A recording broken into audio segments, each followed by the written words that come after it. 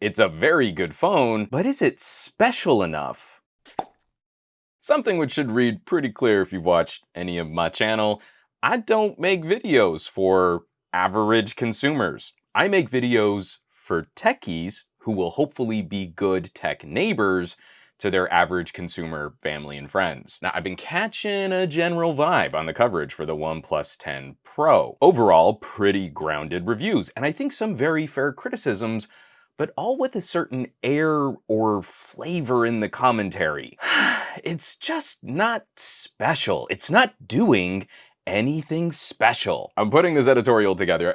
I'm earnestly asking here, not just to pick on other reviewers, because I think my audience is pretty sharp. What does that mean? I can't really make tech videos and reviews with such ill-defined criteria. You know, there's no test of emotional specialty that I can consistently perform. On a scale of specialness from 1 to 37 specialty, the OnePlus 10 Pro only makes me feel around 19 special. That's not very special. Yeah, I mean, we all whinge on about specs and performance and benchmarks and games, and we're all facing the reality of global component shortages and distribution issues. If we're literate techies, we have to know prices are going to climb on premium tier components, and those costs get passed down. So I've been using the OnePlus 10 Pro,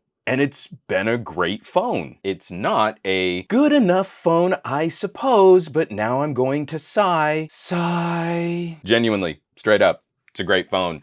It's my assertion the OnePlus mission is alive, even under incredibly challenging conditions and during a general cooling of the premium Android smartphone market. Obviously, no phone is perfect, and I share many of the criticisms I've seen in other reviews. But I still disagree with that deflated tone. I'm really starting to feel it's not the phone, it's the user. Like, if you're not trying to do anything fun with the OnePlus 10 Pro, that's on you. Because the 10 Pro can genuinely do things that other competing phones can't.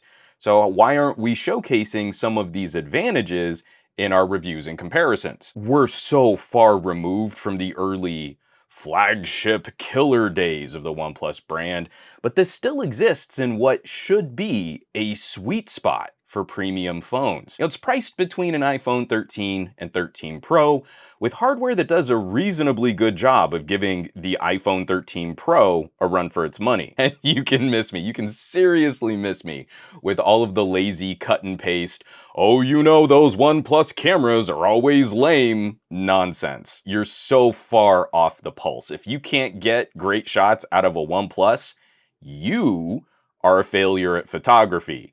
Because it's not the phone's fault. I'm picking on the reviewers here. Average consumers don't really watch tech videos, especially not as any form of entertainment. They walk into a carrier store and they buy what's recommended there. So I can't really make videos for average. Right now, this moment, I'm talking to the techies that are entertained by this industry and have turned these gadgets into a hobby. What does it take to change a narrative? What does OnePlus need to do? They definitely need to do something, but I'm not convinced it's in the engineering of the product. Let's mix it up in the comments down below, but I mean, try to give your answer a little thought. You're not really contributing to a tech conversation if your only thought is something like, it should have had more specs but cost less monies. Sure.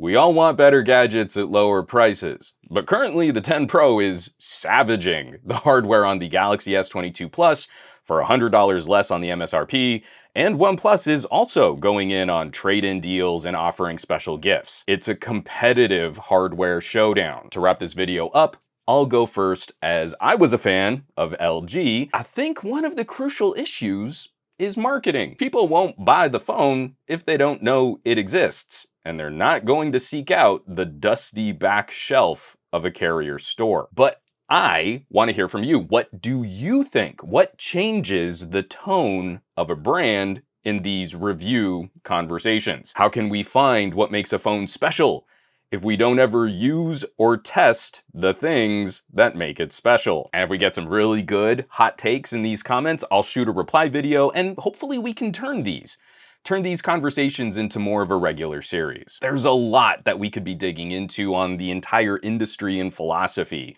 of these gadgets that we have a lot of fun with. As always, thanks so much for watching, for sharing, subscribing, and I'll catch you all on the next video.